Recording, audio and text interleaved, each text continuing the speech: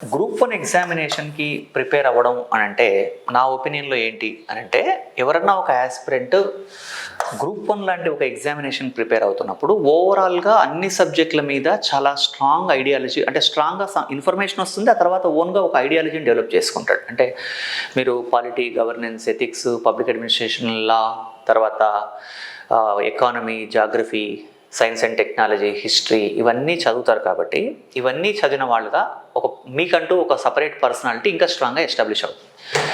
ఇంకా ఎప్పుడు మనం అంటే ఎలా చదవాలి అనే దానికి సంబంధించి చెప్తున్నాను. ఎప్పుడు కూడా గుర్తుపెట్టుకోండి, మీరు ఏ కాంపిటిటివ్ ఎగ్జామినేషన్ రాసినా సరే నెంబర్ ఆఫ్ బుక్స్ చదవకూడదు. ఒకే బుక్ నెంబర్ ఆఫ్ టైమ్స్ చదవాలి. ఇది ఫస్ట్ రూల్.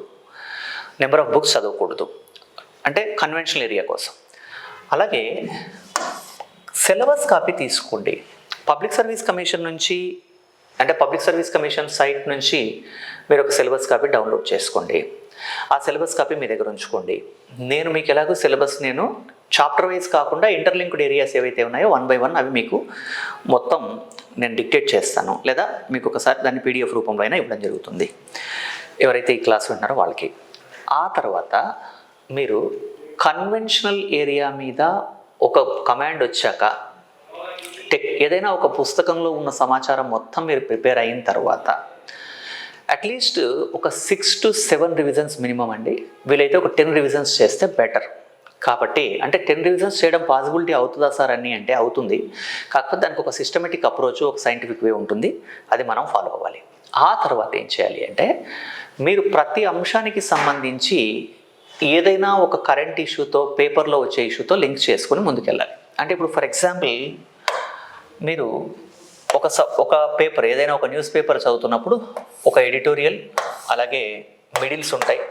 అది హిందూ కానీ ఈనాడు కానీ. ఈ ఎడిటోరియల్ మిడిల్స్ చదివి వీటికి సంబంధించిన లింక్స్ చేయాలి. ఫర్ ఎగ్జాంపుల్ ఆర్టికల్ 22లో మనకి protection against arrest and detention, నిరోధక నిర్బంధం నుండి అంటే నిర్బంధం నుండి రక్షణ పొందే హక్కు అని ఉంటుంది ఆర్టికల్ 22లో.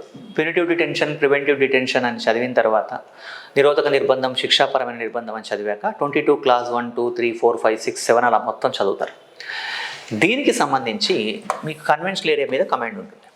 ఈ ఏరియాకి సంబంధించి లేటెస్ట్గా ఆర్టికల్ 22 అనేది right to life and personal బట్టి జీవించే హక్కుకి ఏమన్నా ఆటంకంగా ఉందా అన్న ఆస్పెక్ట్లో ఆర్టికల్ వస్తుంది. కాబట్టి ఇది మనకు తెలిసినప్పుడు ఈ అంశాన్ని మనం అర్థం చేసుకోవడానికి అవకాశం ఉంటుంది.